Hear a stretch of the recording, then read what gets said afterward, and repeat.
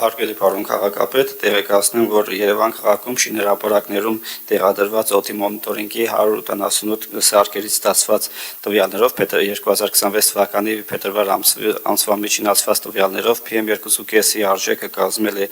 95, իսկ PM10-ի համար կազմել է 47։ Այս արժեքները գտնվում են լավ կամ չափավոր միջակայքերում։ Համեմատության համար նշեմ, որ 2025 թվականի փետրվար ամսին տեղադրված եղել 167 սարքավորում, PM2.5-ի համար արժեքները եղել են 109, իսկ PM10-ի համար 51։ Այսքանը շնորհակալություն։ Եվ ինչ կարող ենք եզրակացնել սրանից։ Այս տարի, պարոն քաղաքապետ, փետրվար ամսի ցուցանիշները ավելի ցածր են աղտոտվածության ցուցանիշները կամ նախորդ տարի եւ ըստ երևույթին դա եղանակային պայմաններով, օդերուտաբանական ընդհանուր պայմաններով պայմանավորված ցուցանիշների նվազում էր։ Պարոն Ավետիսյան,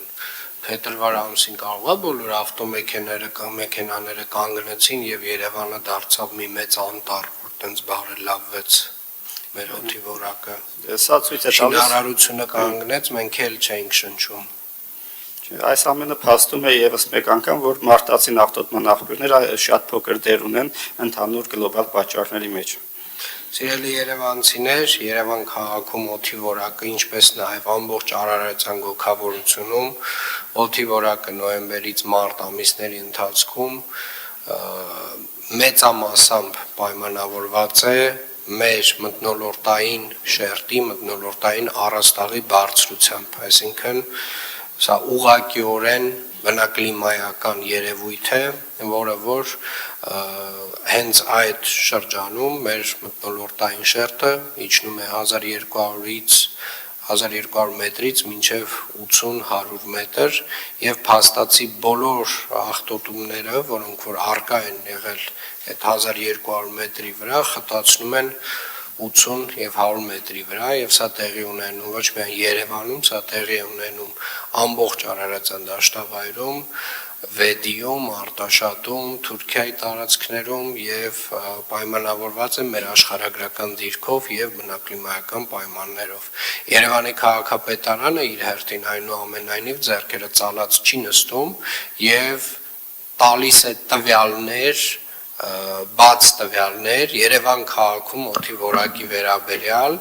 եւ տալիս է նաեւ կանխատեսումներ, թե ինչպիսին կլինի օդի որակը վաղը չէ մյուսօրը եւ մեկ շաբաթ հետո, որպեսզի դուք իմանաք Երևան քաղաքում բնակլիմայական պայմաններով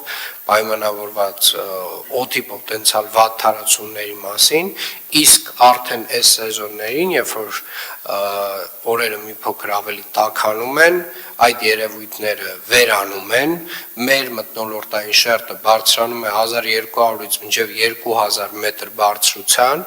եւ այն աղտոտման մակարդակը, որ մենք տեսանք նոյեմբերին կամ դեկտեմբերին, այլևս չենք տեսնում։ Չնայած որ Երևան քաղաքում ամենաակտիվ շինարարության, ավտոմեքենաների շարժի, մարդկանց շարժի, չգիտեմ, բոլոր տեսակի մարդածին հնարավոր աղտոտումների